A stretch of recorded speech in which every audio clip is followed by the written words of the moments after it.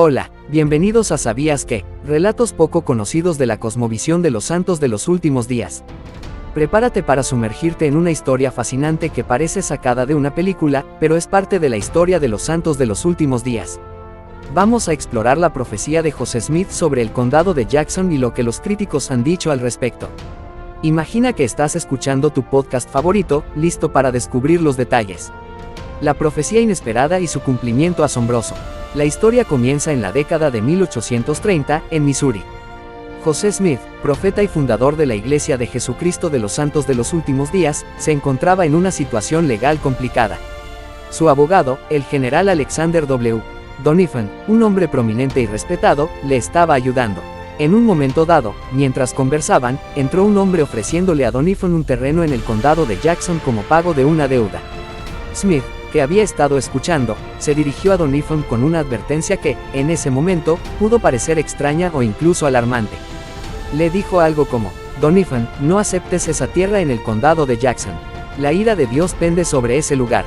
Su gente ha sido expulsada cruelmente, y tú vivirás para ver el día en que será barrido con fuego y espada. El Señor lo devastará, las casas y granjas serán destruidas, y solo quedarán las chimeneas para marcar la desolación. Ahora, detengámonos un momento. Piensa en esto.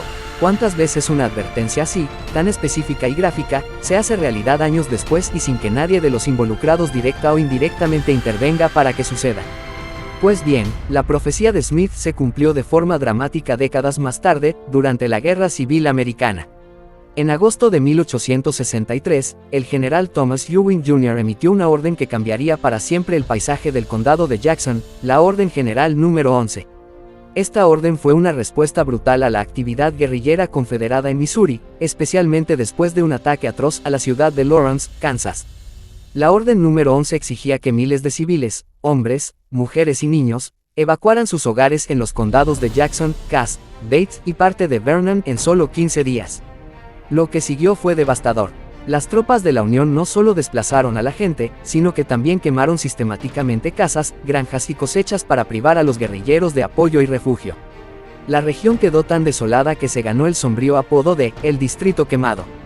Testimonios de la época, como el del juez A. Saxey, un soldado de la Unión, confirmaron la magnitud de la destrucción. Fuimos por el río Blue. Encontramos casas, establos y graneros quemados. No quedaba nada más que las chimeneas, que en esa época se construían por fuera de las casas. El general Doniphan, quien había escuchado la profecía de Smith años atrás, vivió para verla cumplida al pie de la letra. Las chimeneas solitarias, apuntando al cielo como dedos acusadores, eran el único vestigio de lo que alguna vez fueron hogares. Esto no es solo una historia de los santos de los últimos días, es un hecho histórico documentado por múltiples fuentes. Prepárate para un análisis que nos invita a reflexionar y a indagar más a fondo. Un análisis sur, la profecía de Jackson County como fruto profético. Desde la perspectiva de la Iglesia de Jesucristo de los Santos de los Últimos Días, la profecía de José Smith sobre la desolación del condado de Jackson no es un hecho aislado, sino un poderoso fruto que valida su llamado como profeta de Dios. La escritura en Mateo 7:16 de la mañana declara: por sus frutos los conoceréis. Esta es una piedra angular para discernir la autenticidad de un profeta o un maestro. Si los frutos son buenos, el árbol es bueno.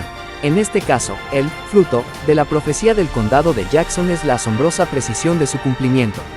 No se trató de una predicción vaga o general, sino de una descripción detallada de la devastación que incluiría la destrucción de casas y granjas, dejando solo las chimeneas en pie. Que un general como Alexander W. Doniphan, un hombre de leyes no miembro de nuestra fe, recordara y testificara de esta advertencia décadas después, precisamente porque la vio cumplirse al pie de la letra durante la Guerra Civil, es un testimonio poderoso. Él no tenía motivo para inventar o embellecer la historia, su relato añade una capa de credibilidad inquebrantable. Una ceguera voluntaria de los críticos.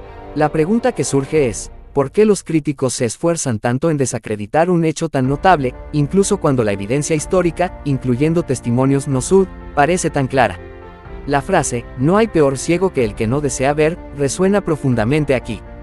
Desde una perspectiva de fe, la razón a menudo se atribuye a una resistencia fundamental a aceptar la posibilidad de la intervención divina o de la existencia de un profeta moderno.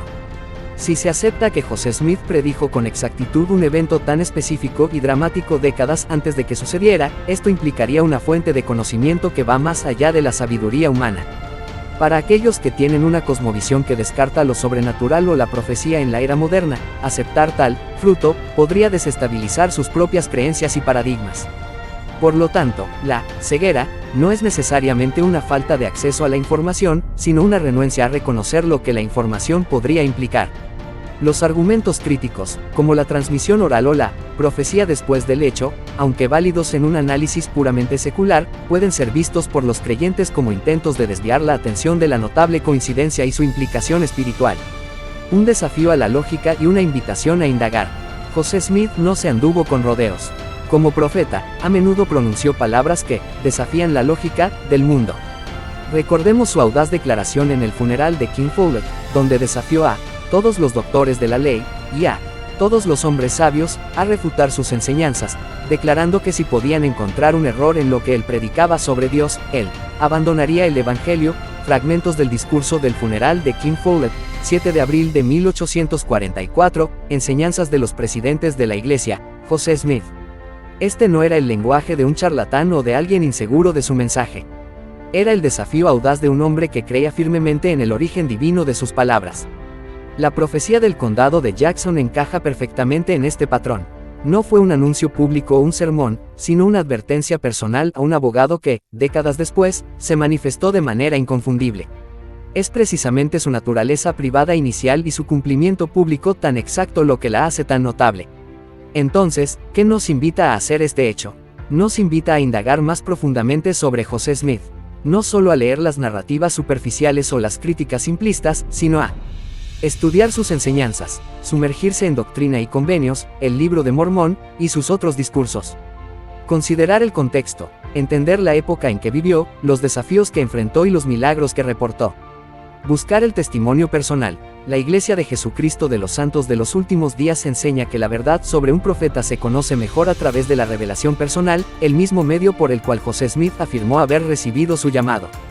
Santiago 1:5 nos exhorta: y si alguno de vosotros tiene falta de sabiduría, pídala a Dios, quien da a todos abundantemente y sin reproche, y le será dada. Este principio se aplica a la búsqueda de la verdad sobre José Smith. La profecía del condado de Jackson es un fruto maduro y observable.